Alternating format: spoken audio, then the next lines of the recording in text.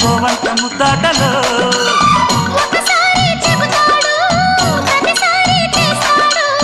అంటూనే చీపాడు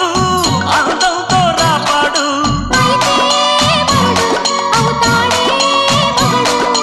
అసలే రతివి అవుతావే సతివి ఘుమ్ ఘుమాయించు కొంచెం లవ్లగాయించు లంసం మన్మధించింది మంత్రం మంచం